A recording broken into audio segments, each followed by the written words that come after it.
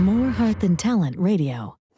Jeffery Combs, president and founder, Golden Mastermind Seminars Incorporated, Facebook Live, running just a little late here. A few technical difficulties as we move into the live More Heart Than Talent this afternoon. Beautiful March 5th, Northern California. Actually, it's a little rainy in beautiful Northern California. Northern California is actually an oxymoron because I actually live in Central California, but it's not called Central California. Central California is between Los Angeles and San Francisco. Even though San Francisco is not clear up in the north, it's more in the middle. So I'm in the middle of California today, in Stockton, California, live with you here. Great topic for today's call as I break out the powder blue Golden Mastermind logo today, or Golden Mastermind polo shirt today. The topic of today's call is being a committed finisher, not an addicted starter. I mean, this actually is an all-day seminar, not only a 20-minute Facebook Live, but I spend quality time. And when it comes to events and seminars, this Saturday I will be in Dulles, Virginia, not to be confused with Dulles Airport in Washington, D.C. It's actually in Virginia. The Reagan Airport is in D.C., I believe. So I'm flying into Dulles and being hosted by Deborah Roeder for the event in Dulles Marriott, Virginia, right outside of Washington, D.C. I have never spoken in that area, although I originally lived there in 1992. Next Saturday, March 16th, I'll be in Spartanburg, South Carolina with dear friend, longtime coaching client, and first-class businesswoman and multi-entrepreneur Bridget Bartley. Bridget will be hosting me in Spartanburg, South Carolina, the home of Marshall Tucker, one of my all-time favorite country rock bands from the 70s, 80s, and then up into the 90s. And then on the 23rd, I will be in Las Vegas, Nevada, followed by the 30th, I will be in one of my home cities. That would be Kansas City, Missouri. I'm about to put April 13th with Brittany Cara on the map in Los Angeles, California, and I will be, as I said, in Las Vegas, Nevada, and Kansas City, Missouri. So we're going to move into the inspirational portion of today's call. Now, my call for today is on what is called open loops. An open loop is an unfinished circle. What many people do is they start a project.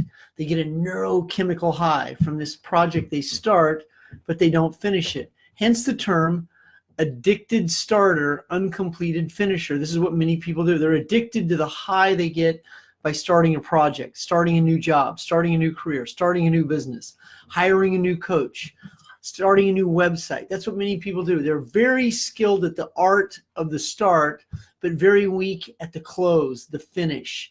Now, I call closing finishing. When you make your bed in the morning, you have just finished the first task in the morning. If you exercise in the morning and you had a plan to exercise and you do it in a routine, then that's a method, that's a system, that's a detail. And addicted starters typically aren't detail conscious. They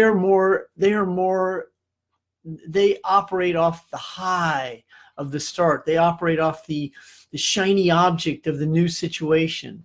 And newness breeds a lot of energy for people, and it creates a lot of excitement. Now, a committed finisher doesn't operate in excitement. A committed finisher is a lot more methodical, systematic, organized, detailed, and has more of a flat line emotionally. It means their lows are high and their highs are low, and they live in an energy called inspiration. And inspiration is oftentimes not associated with excitement or motivated. You can be motivated all day long, and motivation also creates its own high, although motivation typically tends to burn out because the rust comes through the spray paint. And if that's you, you want to take a good look at why you do what you do. Now, here are the main bullet points of today's content, today's live. Great starters are typically chronic non-finishers. They're deep-seated commitment issues, commitment phobic. So this is why many people, they fear success, and then they also equally fear failure. And if that is you, if you fear failure, do you really fear failure, or do you fear success? Or is that really about you have so much anxiety about being able to control tomorrow that you feel out of control today, and then you avoid succeeding today because you're not sure if you can finish tomorrow. That's how an addict talks. An addict will avoid a commitment because they're not sure if they can commit tomorrow. And unfortunately, that encompasses a large percent of society. Point 3 on today's topics is open loops, unfinished projects. Point 4 is letting go, the evolution, the mechanism of change. Letting go is a whole separate topic of itself. 7 days a week, I am reading David Hawkins. Today I was on page 250 and 251 of Letting Go, specifically in the chapter Transformation on the subheading Wealth. And it has some really good content about anxieties, fears, and powers we give money, and then also how to separate feelings from events so that you can finish projects. Now, what happens to a lot of really good people, and I coach this, like 9 out of 10 people that I coach daily, I encounter this. They can't let go of the meaning they give to situations. Now, this really shows up in how you accumulate stuff. And if you're someone that has challenges letting go of clothes, books, items that have sentimental value to you, figurines, you have furniture, you can't get your car in the garage, you have so much stuff you don't know where to start, in the attic, in the upstairs, in the office, on top of your desk, in your cabinets, in your closets. I mean, these are open loops that people leave. They start and they can't finish. They start and they don't complete. They are so overwhelmed because they can't let go. And meaning that your brain requires a neurochemical high to start a new project. You go out and buy something else and then put it on top of the stack. That's what so many people do. They don't have a system of elimination. They don't have a system of recovery. They live in an emotionally addicted, overwhelmed state, requiring a new open loop to create the high over and over again. This is why people go to workshops, seminars, rallies, and conventions, because they love the feeling. And the feelings you get at those events are empowering, liberating. But here's what you want to ask yourself. What are you doing on Wednesday?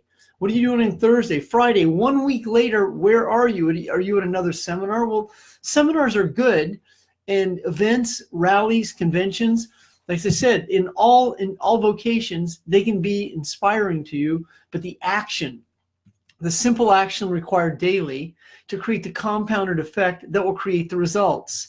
And results are what creates the finished projects. Results come from closes, transactions, finishing a project, sending out the invoice, creating the money, asking for the commitment, asking for the bill. These are the situations that allow you to receive the efforts of your transmutation of energy. That would be your production. And when you begin to live in the solution, when you live in the result, when you live in this situation, your energy begins to shift. When you're in avoidance energy, you're going to find something else to start. It gives you the high. I had someone who recently looked at a dream a dream condo. It was an absolutely dream place for my client. This is one of the best locations in her city. All the situations were right. But a lot of her language is, yeah, but, it doesn't have this, but you don't understand. I'll miss this. I'm not sure if I could ever let go of this, but what about my children's attachment to this? I mean, while she was having a breakthrough, while she created the very situation that she sought to attract, she started to find all the flaws in it so she could start over. She'll go out and look for another place and look for another place and look for another place and look for another place, instead of finishing off the outcome that she started on. This is commonality. It's not normal, it's conditional. It's conditional based on behaviors. So if you're a committed finisher, that's outstanding. But if you're an addicted non-finisher, that's an effect. What is the cause that creates the effect of why you do not finish? Well, the most common commonality would be you're not good enough.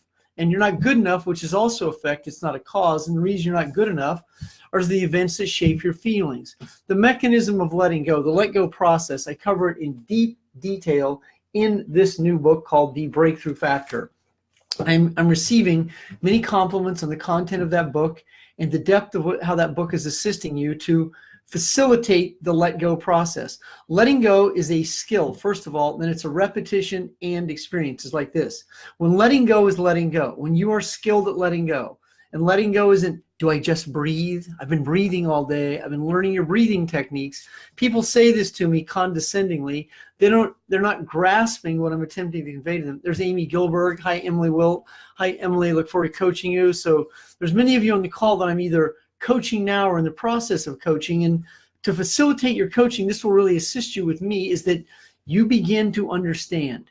You are aware. You're aware of what letting go means. And then you begin to live letting go. Letting go means that you don't give power to situations, people, and events that provoke an unresolved issue.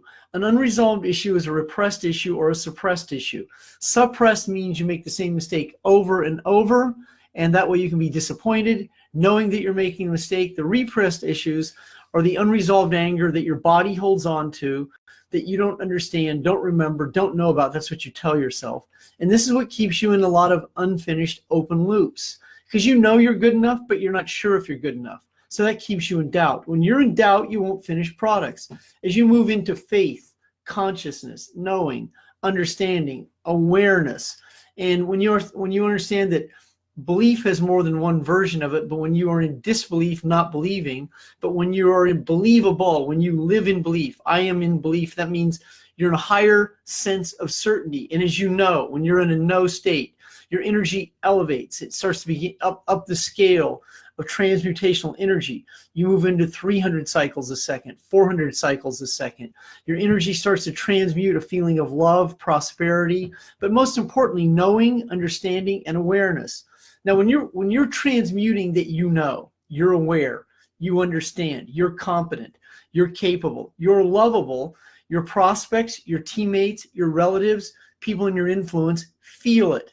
And they will sometimes recognize you or de-edify you. Sometimes they will recognize you by saying, oh my God, it's so noticeable. What's happening to you? Oh, your energy is off the roof. Oh, I can feel you. I don't know what it is. So that you'll hear some of those comments. And you'll also occasionally encounter a few people who are threatened by your energy. And if they're threatened by your energy, it's going to be your responsibility, the ability to respond, to separate your feelings from the event so you don't personalize it. Now, once you personalize an event, you'll not finish projects. Once you start to give meaning to the words, or you give meaning to an event, and so that's what many people do, is they create a meaning out of an event, hold on to it, don't separate their feelings from the event, and then create the meaning. And the meaning goes, well, I'm always like this. I'm always overwhelmed. You have no idea what I've been through. I recently coached a man who was put in a mental institute when he was a child, as preposterous as it sounds, because he was told he had ADD. He witnessed the atrocities that you would witness when you're 8 years old. Now, this young man was an exceptional man, and he tends to sabotage himself. And I've been assisting him for the last 2 years understanding the cause. He was misdiagnosed. So he was misdiagnosed with ADHD and some of these other situations. He's highly capable as a grown-up. However, he's in this process of discovery and recovery. We're starting to have a deeper understanding of why he does what he does. That's what's starting to change who and what he attracts. Is you are no longer the mind-body connection of the events that shape the feelings. What you're doing is you're separating your feelings and you give new meaning to the event. When you can look at an event for what it was, you can understand it. You're in rigorous honesty. That did happen. That was a fact, but those facts no longer have to define me. Now, as you move into the refined, fine-tuned situation of consciousness, you're refining yourself. You're fine-tuning yourself. You'll find yourself reading content and then applying it. But what many people do is they listen to it. They don't read it. They listen to it, but they don't apply it. They hear it, but they have so much meaning at these events over here that they can't change the meaning so they can actually apply the content. And what happens to so many people is they read the book, they listen to the podcast, they listen to download, they see a speaker, they get coached, but the application is not put into full centrifugal energy where it's like this, where there's an undertow. Instead of it's like this, it's this reverse undertow where you go backwards and then you process, think, analyze, can't let go. And that way you can't call God junk. I mean, I coach my clients and they tell, oh, it's going to take me weeks. It's going to take me months. And, oh my God, I don't know where to start. Well, I am a skilled organizer. I'm a skilled, methodical, systematic person. I throw everything away I possibly can now. And then I don't go, oh my God, it has value. I should take it to this. I should take it there. That's wasteful. That's hurtful. That's harmful. I'm guilty. I should get money for it. Oh my God, it is sentimental value. This is what so many people, they get so freaking overwhelmed at all these open loops they keep that they can't clean the closet out, because if they clean the closet out, then they might have to clean the bedroom out. And if they clean the bedroom out, then they might have to address the attic and then the garage, because then they're so overwhelmed that they got all these open loops. The reason, if you have open loops, number one, the addiction is being overwhelmed. You're overwhelmed to a set of feelings. That's the effect, not the cause. If you want to understand the cause on a much deeper meaning, well, I offer 20 minutes of free coaching, 20 minutes of free coaching, so you can have a better understanding of why you do what you do. Now, there's also a high probability that you'll say, oh my God, I can't afford it. Oh my God, I'm not sure if I can handle it. Oh my God, I'm not sure if I'm ready for this. I'm gonna have to talk to someone else. I'm gonna get someone else's approval. I'm gonna have to do this when the money comes in. This is what so many people do. They live in an open loop. It's all out in the future. Now, here's how you start to close the loop. If you see something you know is going to be of value to you and you don't have the money, create it, invent it. I mean, put it into energy. Have a commitment date, when it will show up. I mean, this is all in Hawkins' book that I was reading this morning on wealth. It was so empowering that I was highlighting it. And I've read it. I read this in multiple books about how they build it and it will come. Well, that's from the movie Field of Dreams, in my home state of Iowa, and I know where that is. But the power, the energy, and the power is non-physical. It's an emotional power like this. It's consciousness. That's the power. That begins to happen as you move into a higher state of belief, i.e. consciousness, love, self-esteem. And yes, it all sounds spiritual. It all sounds like recovery, and it is. But there's also the science of it. Once you can put the spirituality and science together, now the energy starts to compound. Once you start to understand and then apply what you know, and then the action is in the application, what you know, and the action, now the centrifugal energy begins to come to place. And as you begin to complete situations, so if you prospect today, if you're selling today, if you're showing properties today, if you're creating leads today, even if you don't get a tangible result that compensates you, you don't want to criticize yourself for your effort. Once you start criticizing yourself, you'll have open loops, because you're not closing down the day. You're in a critical behavior. You're not looking at the whole process. You're not looking at what you accomplished. You focus on what you don't accomplish. What you don't accomplish keeps open loops. What you do accomplish, what you finish, is what closes the loop, so you can start over, so you can do it over again. It's going to be challenging for you to have a good day tomorrow if your day today is very average. But if your day today is exceptional, that means your mindset, your behavior, your actions. These are the situations that precede the result. Without these situations, everything else will be lost, because you'll never get around to it. You'll never engage because of the meaning you give a past event that you project into the future. This is why so many people have open loops, is because it's so big. I don't know where to start. So the mechanism of letting go, first of all, is a breath. It's a longer breath cycle. The words that come out of your mouth, you monitor the words that you speak. But when you keep saying what I need to do, what I need to do, what I need to do, what I need to do, when there's no commitment and need, when I'm committed, what I commit to achieving, I commit today to. When you commit, your body leans into it. Need's a very weak word. I'd like to, I'd try, I hope. These are all words that have no energy, no power. Words are law, and words do not return void. As you understand that key component, you will move into a much more elevated emotional state called consciousness. And so when you move into commitment consciousness, now you're letting go of the people you're in conflict with, and you're also letting go of commitment phobia. If you live in a non-committed state and your communication style is guess, kinda, sorta, I don't know. These are the four statements. So these are not even words. Kinda and sorta is not even a word. It's words run together that have no meaning. And if you're a storyteller, you won't answer the questions. This is another situation. Many people don't answer a question because they don't hear it. They're ahead of the conversation, already anxious about making a mistake, getting in trouble, saying the wrong thing. And if you have challenges with this, then that's another open loop that you begin to close. You separate your feelings from the events. You commit today to not be critical. You move into a higher level of energy called consciousness. I understand. I know. I'm aware. You can go the whole day without saying I don't know. You go the whole day without saying yes. You go one whole day without criticizing yourself. Words do not return void. Someone asked me what that means. It means that what a man speaks is what a man attracts. What a woman speaks is what a woman attracts.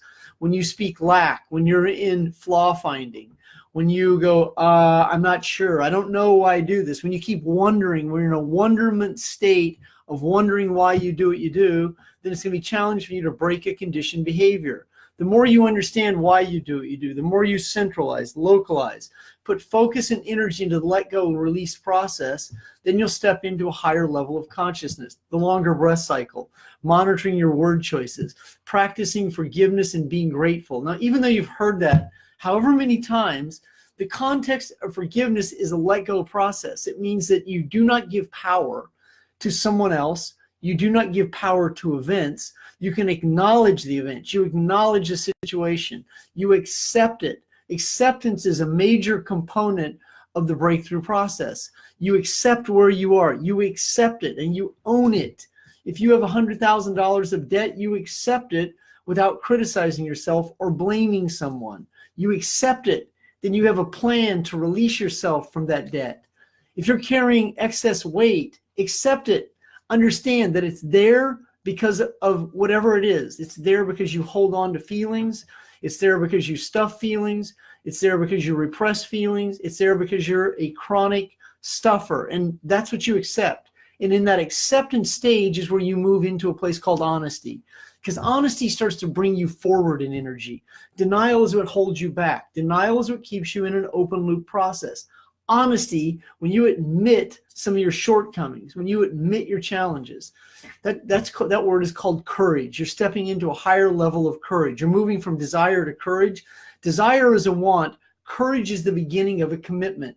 Courage is an energy that resides below commitment. So you have the courage to commit. You move on up into a calibrated energetic state that starts to gravitationally pulls you into consciousness, where consciousness is the understanding, it's the awareness, it's the knowing, it's the trusting. And it's in that state that you change who and what you attract. And as you begin to separate your feelings from the event, that's letting go. And then you're not the mind-body connection to the events. That's what changes your health. As you let go of repressed anger and feelings of unworthiness and move in and let go of rejection and abandonment.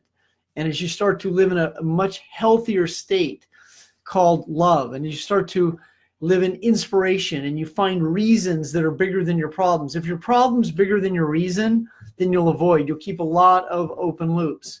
The affirmation for that is I am a committed finisher. Now that I'm grown up, I'm able to finish the projects I start on a timely basis. I mean, the power of affirmation is the spoken word. The more that you can speak into existence, realistic reality that you can create in short blocks of time, have a daily method that you operate in, and a one-day game plan. A one-day game plan is the component to a 90-day game plan, because a one-day game plan is what you do daily.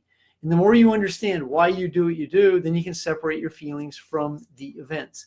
My name is Jeffery Combs. I am the president and founder of Golden Mastermind Seminars Incorporated. Once again, I will be in the East Coast this weekend, and I will be at the Dulles Airport on the Virginia side of Washington, D.C. I actually lived in Reston, Virginia. Seems like 100 years ago. It was actually 25 years ago. I will be back in that area. That event is from 9 until 3 Saturday. That is my first speaking engagement in the Washington, D.C., Virginia area for about 10 years. I would speak in Baltimore occasionally, but I will actually be in that area this coming weekend.